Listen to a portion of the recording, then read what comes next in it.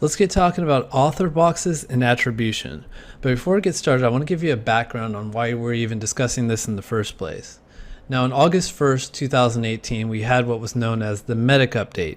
Basically, this was an algorithmic update, but it was very, very large scale and affected a lot of websites. People called it the Medic update because they believed it was specifically targeting health sites in particular, but that's not quite true. It was targeting a whole bunch of different types of sites, little rinky-dink Amazon sites reviewing shower heads, so it definitely wasn't all Medic related. But people did kind of assume it was targeting, if not Medic sites, YMYL sites. What's a YMYL site? Your Money, Your Life. And in YMYL type analysis, at least done by the quality raters, they're looking at something called expertise, authority, and trust, or EAT. Now, EAT comes up in this quality evaluators guidelines document. You can Google it and you can find this whole thing. It's basically a big PDF that is used to give the people that they hire out to manually look at results and try to give Google some feedback on whether or not they're serving up a good result or not. But in this actual document, they're talking about EAT all over the place, specifically these three sections on the right-hand side that I've highlighted here. Now, if we look at one of those sections, we can see here it's talking about all these things that are needed to establish EAT, expertise, authoritiveness, and trust. But the TL too long, didn't read version of that would just be the people that write the content that these people are evaluating, they need to be experts in the field. So if they're talking about health stuff, they need to be an expert in health. If they're talking about tax stuff, they should be an expert in finances, stuff like that. Another thing is that it's possible to be an expert through life experience. So maybe someone isn't like a professional home remodeler, but they've done it 15 times in their own experience. So there's gray area here, which is important to think about later. Now, the question at hand is, does the algorithm actually care about this stuff? Now, my first impression of this and my first guess, at least at the time that I'm filming this video, is that these guidelines are for actual people, not robots. As we saw before, there's already gray area. You can be an expert without having accreditation and degrees and stuff like that. So it's already built into the process that there's gray area that an algorithm wouldn't be able to figure out. So these are guidelines for actual people.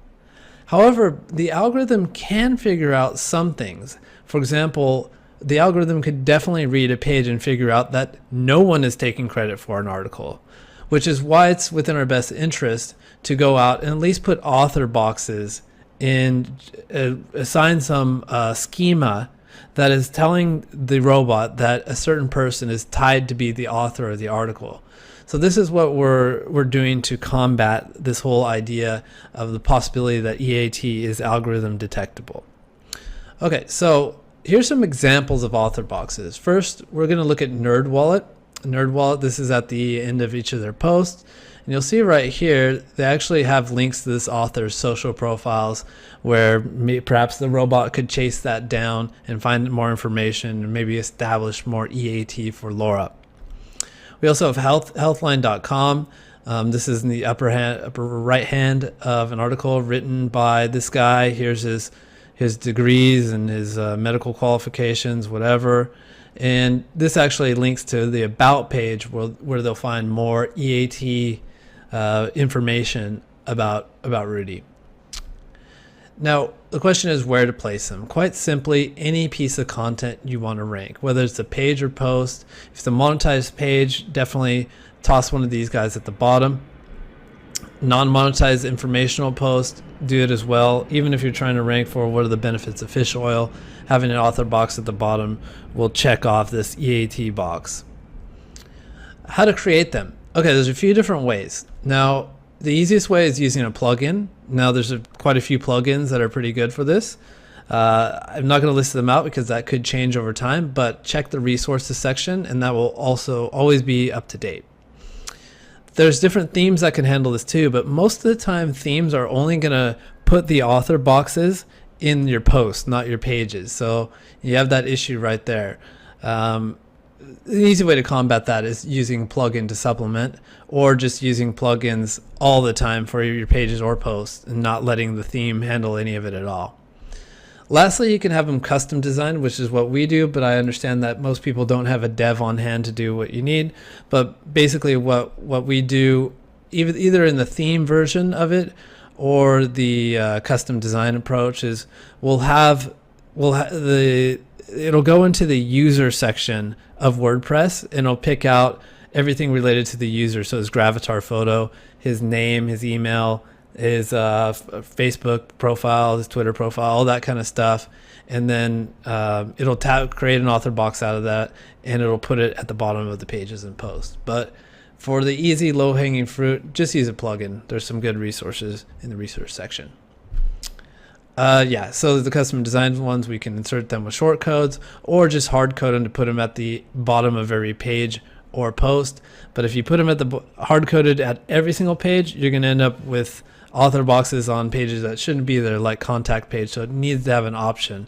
That's just more case behind. Just go with plugins. It's a lot easier to do it that way unless you have a dev. Okay, so now with the about page. First things first is we're going to have both the contact and about page is going to have all the relevant information about that author who wrote the different pieces on your pages. So you're going to have information, his first name, last name. You're going to talk about his, what he's done and his credits, and build up a little bit of a profile for him. We'll get more into this later. Also, we're going to have schema, not only on the contact and about pages, but schema on the articles themselves. Don't worry about what schema is if you've never heard about this before. We have a whole section on schema markup coming for you later. But this is all tying in and telling the robot more and more, giving them more facts and more evidence that these people are real, and they're listed in multiple places. They're listed in multiple strategies through schema, through author boxes, on the about page, on the content pages, just tying it all together, and the robot eats this up. And here's just a fun anecdote, right? This is my about page on diggitymarketing.com. This was written probably in 2012, something like that. And you can see this is just something that I did naturally. So I'm naturally linked to the contact page or my Facebook page or my Twitter page. So it just shows that all this stuff that we're thinking is possibly useful is also just stuff that people do in general. This is the natural way that people build their websites. So the robot could be looking for this stuff. Now, there's going to be some follow-up training regarding this. One is, like I said before, we're going to be talking about schema. This is in the on-site optimization module. What this does is it makes it really easy for the robot to know who wrote each piece, and also in the about and contact pages. On the about and contact pages, this is coming up very, very soon.